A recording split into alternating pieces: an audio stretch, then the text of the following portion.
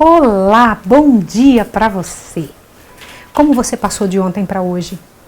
Você tem estudado a palavra de Deus? Tem compreendido a seriedade dos tempos em que estamos vivendo, os últimos momentos da história da Terra? E você fazendo parte desse cenário? Eu preciso orar por você. Ore por nós. Nos ajude a compreender que existe luz para os nossos dias. O estudo 19 do livro Grande Conflito. Vou orar com você. Senhor Deus do Universo, abençoa-nos, ó Pai. Em nome de Jesus, nos abençoe. Fortalece a nossa mente e nosso intelecto. Dá-nos, Pai de amor, fortaleza, coragem para cumprir a Tua vontade. Em nome de Jesus. Amém. Em todos os tempos, o seu programa A Tocha está começando.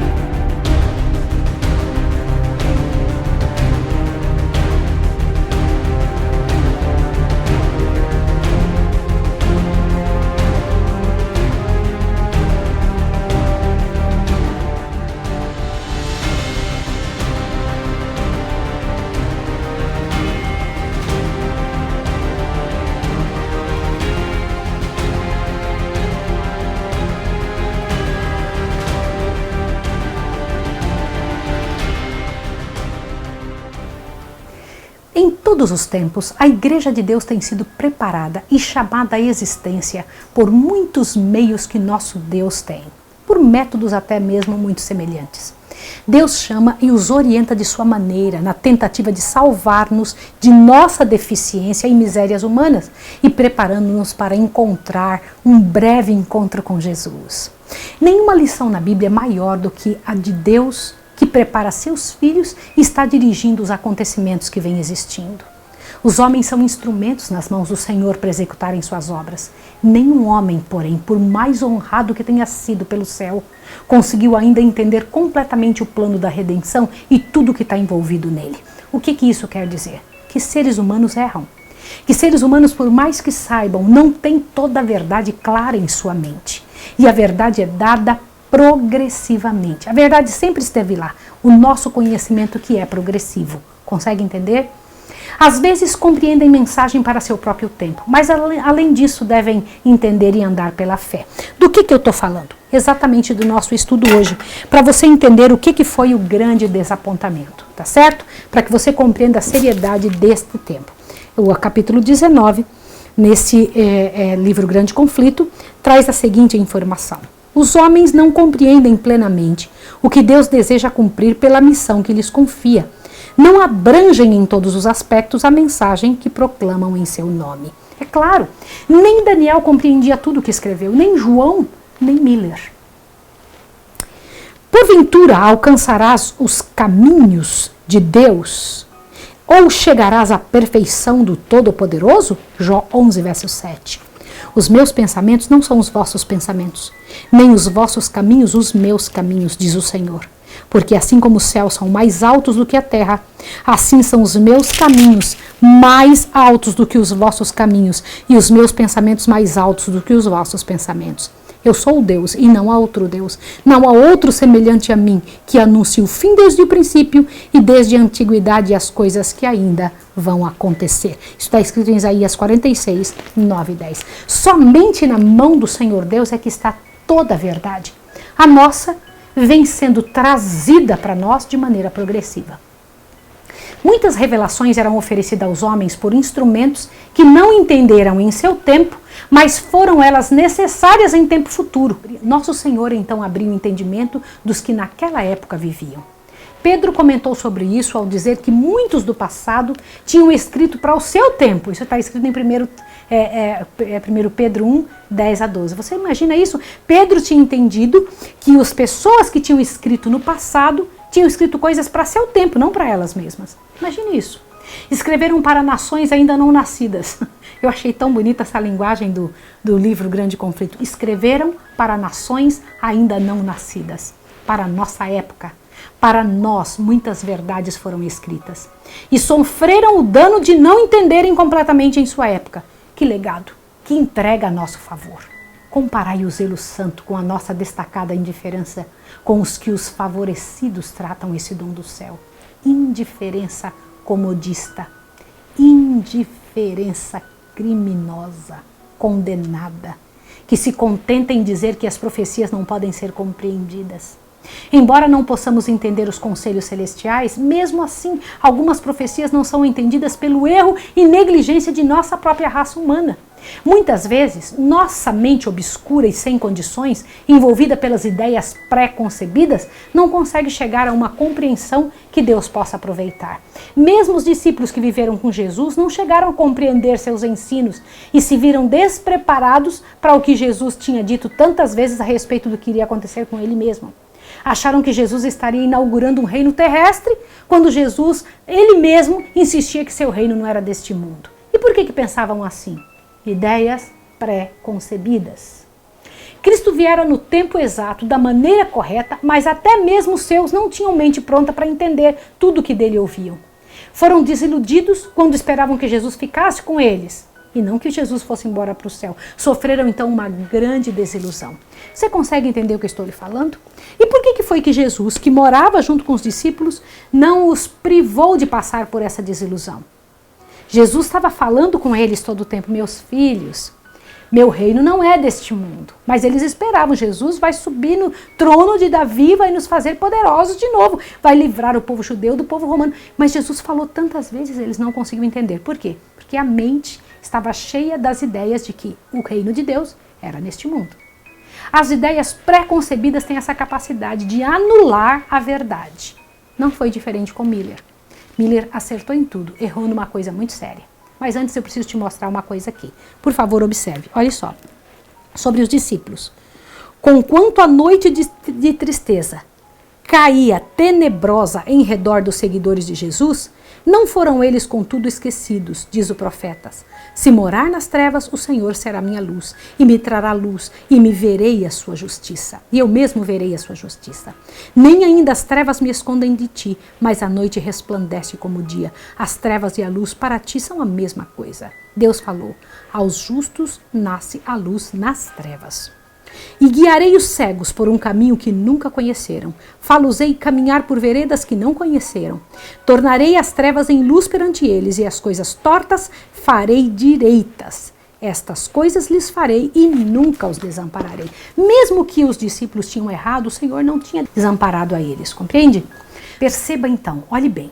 Tudo tinha se cumprido, exatamente conforme havia sido prometido no passado, no livro de Daniel. As 69 semanas que Daniel havia previsto, lia um versículo, porém não lia o verso seguinte.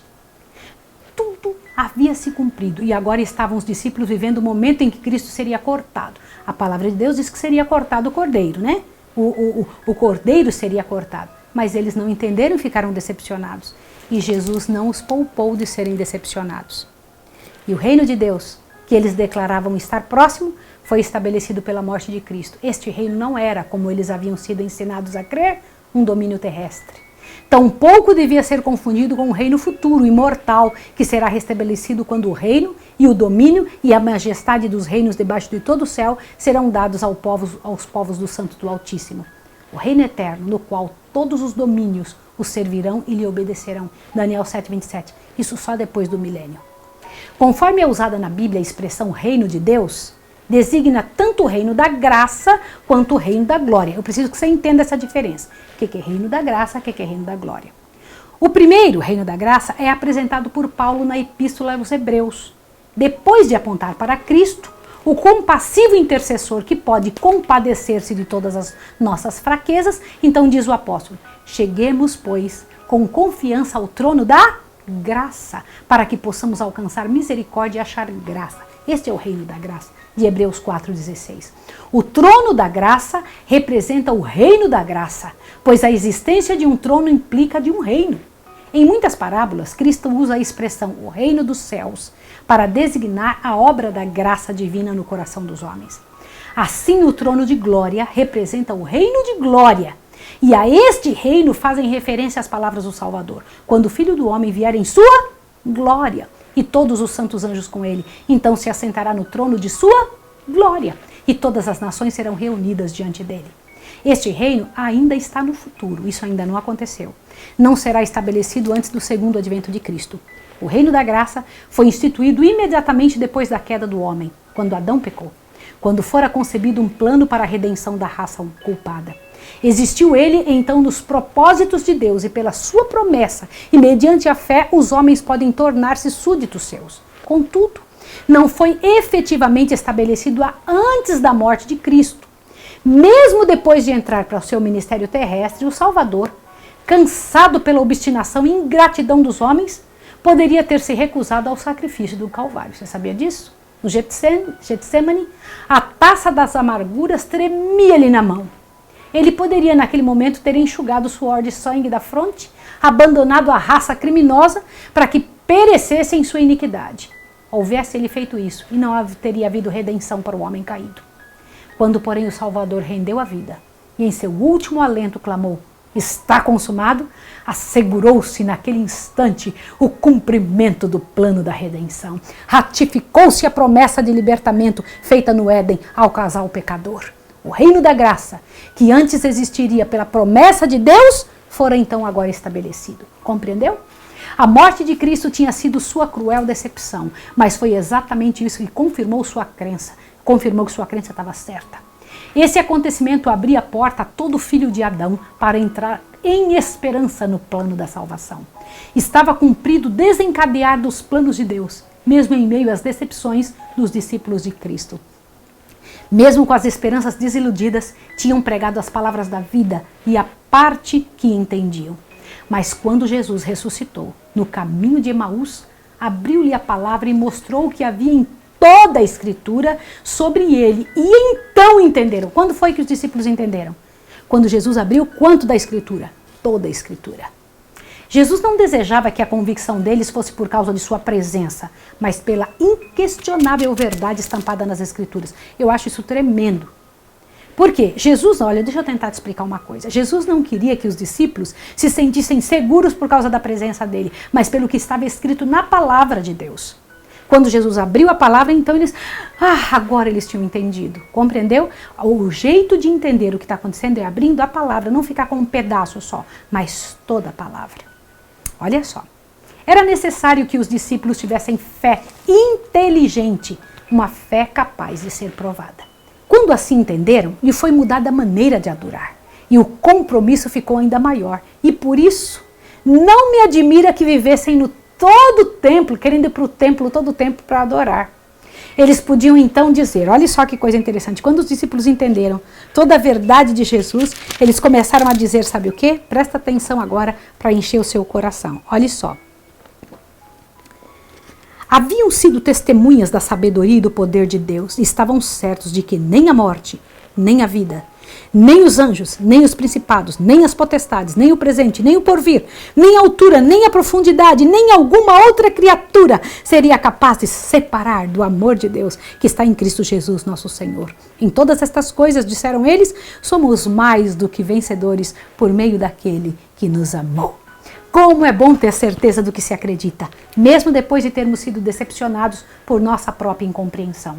Que alegria de terem em Jesus o centro da esperança, quando lhe viram ressurgir dos mortos e entenderam que agora ele mesmo estaria no céu por eles e que ainda não havia terminado o plano da redenção. Não é bonito pensar assim?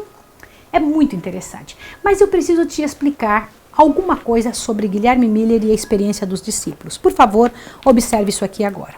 A experiência dos discípulos que pregaram o Evangelho do Reino, no primeiro advento de Cristo, teve seu paralelo na experiência dos que proclamaram a mensagem de seu segundo advento. Assim como saíram os discípulos a pregar, o tempo está cumprido e o reino de Deus está próximo, Guilherme Miller e seus companheiros proclamaram que o período profético mais longo e o último apresentado na Bíblia estava a ponto de terminar, que o juízo estava próximo e que deveria ser inaugurado o reino eterno. A pregação dos discípulos com relação ao tempo baseava-se nas 70 semanas de Daniel 9. A mensagem apresentada por Miller e seus companheiros anunciava a terminação dos 2.300 dias de Daniel 8,14, dos quais as 70 semanas fazem parte. Cada uma destas pregações se baseia no cumprimento de uma porção diversa do mesmo período profético. Interessante, né? Do mesmo modo que os discípulos, os irmãos da época de Miller também não compreenderam a verdade na sua totalidade. Na época de Miller, se entendia que a terra era o santuário.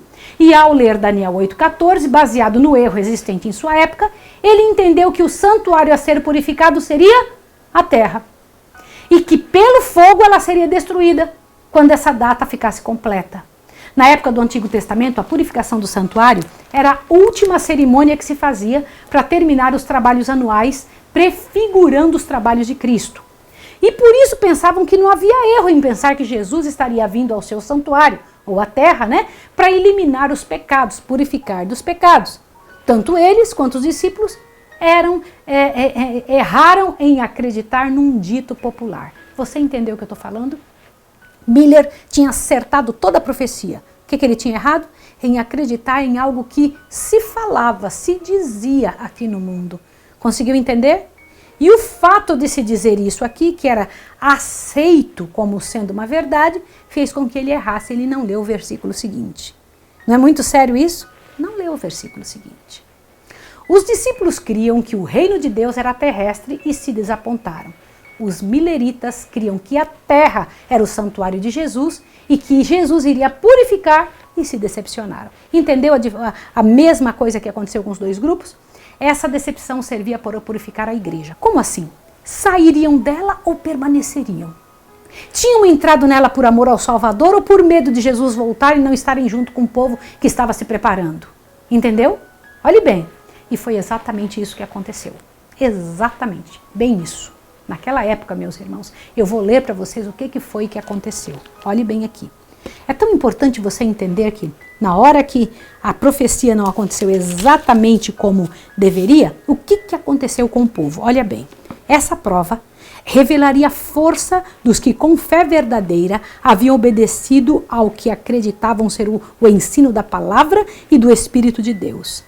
Ensinar-lhes-ia o que unicamente tal experiência poderia fazer, o perigo de aceitar as teorias e interpretações de homens, em vez de fazer com que a Bíblia seja seu próprio intérprete. Aos filhos da fé, a perplexidade e tristeza resultante de seu erro operariam a necessária correção. Seriam levados a um estudo mais acurado da palavra profética.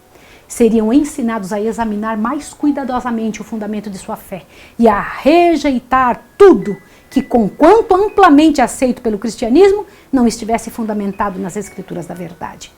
Para esses crentes, assim como para os primeiros discípulos, o que na hora da provação lhes parecia obscuro à inteligência, mais tarde se faria claro, quando vissem o fim do Senhor. Saberiam que, apesar da provação resultante de seus erros, os divinos propósitos de amor para com eles estariam continuamente a cumprir-se. Aprenderiam por uma bendita esperança que ele, só Jesus, que ele era o quê? Olhe bem isso aqui. Ele é muito misericordioso e piedoso, que todos os seus caminhos são misericórdia e verdade para aqueles que guardam seu conserto e seus testemunhos. Olhe para mim que eu preciso te explicar. Miller errou o local onde Jesus iria fazer a limpeza, essa purificação. Mas no próximo capítulo você vai entender o que Daniel 8,14 estava dizendo. Qual é esse santuário que seria purificado? Um pouquinho antes de Jesus voltar. Qual seria? E eu quero estar com você para estudar isso no próximo capítulo. Capítulo 20 da próxima vez. Vamos orar agora? Santo Deus e Pai, eu sei, Pai de amor, que seus discípulos erraram porque acreditaram no que o mundo dizia, mesmo estando tão envolvidos contigo. Eu sei que Guilherme Miller errou por acreditar num dito popular, mesmo estando todo certo a compreensão que ele tinha tido das verdades do Evangelho. Mas agora, Senhor, eu te peço, não nos permita errar. Faz o que for necessário conosco, mas não nos permita errar diante da tua presença ao levar a verdade nesses últimos dias. Abençoa-nos agora, a mim e esta pessoa, para que sejamos os teus missionários, em nome de Jesus. Amém. Vejo você amanhã no estudo que vai nos ensinar, que vai nos explicar qual é o santuário que Jesus haveria de limpar. Um abraço para você e até amanhã.